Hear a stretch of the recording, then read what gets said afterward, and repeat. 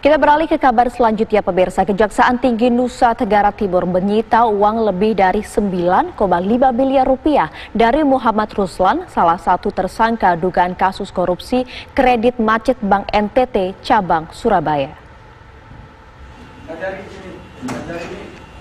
Uang yang terdiri dari pecahan 50.000 dan 100.000 ini merupakan uang hasil sitaan Kejaksaan Tinggi NTT dari rekening bank atas nama Muhammad Ruslan.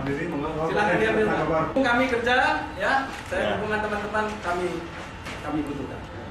Dalam kasus korupsi ini, Kejaksaan Tinggi NTT telah menetapkan 7 orang tersangka. Dari 7 tersangka tersebut, salah satunya telah ditangkap, namun 6 orang lainnya masih mangkir dari panggilan dan sedang dalam pengejaran pihak Kejari NTT. Menurut Kepala Kejaksaan Tinggi NTT Yulianto, modus yang dilakukan oleh para tersangka dengan mengajukan kredit sebesar 40 miliar pada bank dan menunggak atau macet sebesar 38 miliar. Kerugian negara yang timbulkan akibat kasus ini sebesar 126 miliar rupiah. Namun Kejaksaan Tinggi berhasil menyelamatkan dana sebesar 100 miliar rupiah.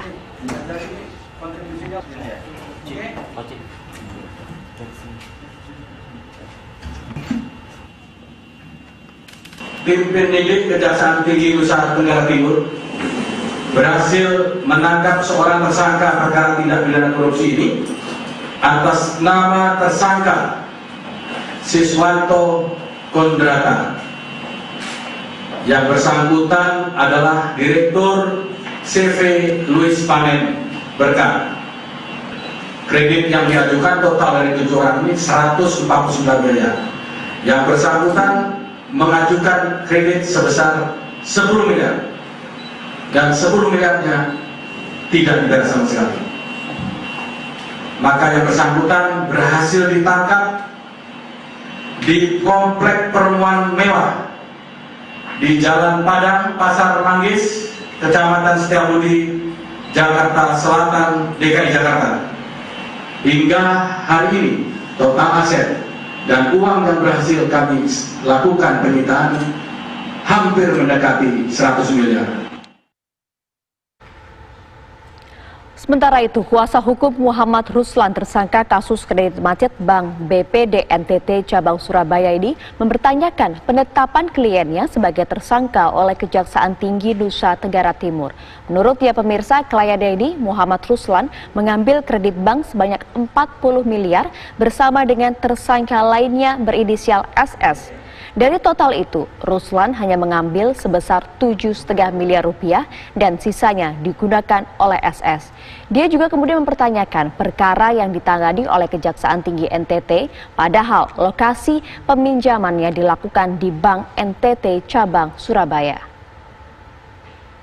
Dasarnya menjadikan Ruslan sebagai tersangka itu apa? Itu yang paling pertama. Dasarnya Kejaksaan menjadikan Ruslan sebagai tersangka dalam kasus korupsi ya, apa? Padahal Ruslan ini kan dia kan peminjam uang. Peminjam itu apa namanya? Itu kan masuk dalam masalah perdata. Masalah perdata. Seandainya pun pinjam meminjam itu dikatakan macet, masih dalam masalah perdata. Karena kan macet kan bisa dieksekusi, dia punya jaminan dan seterusnya. Belum ada pidana di sini. Nah, seandainya mau pidana dalam kasus korupsi, dalam bentuk pembobolan bank, yang saya pertanyakan sama Kejaksaan, kenapa nggak ada orang bank yang dijadikan tersangka? Padahal syarat utama dari kasus korupsi itu ada pejabat atau pejabat pengguna anggaran. Ini tidak ada sama sekali, coba bisa dilihat. Ada 6 tersangka itu, semua debitur. Semua debitur, tidak ada. Nah, jadi kemarin sempat saya menyurat. Saya tanggal 22 kemarin sudah 3 kali saya menyurat ke Kejaksaan Agung. Sampai sekarang tidak pernah mau dijawab oleh Kejaksaan Agung. Ya, berhakkah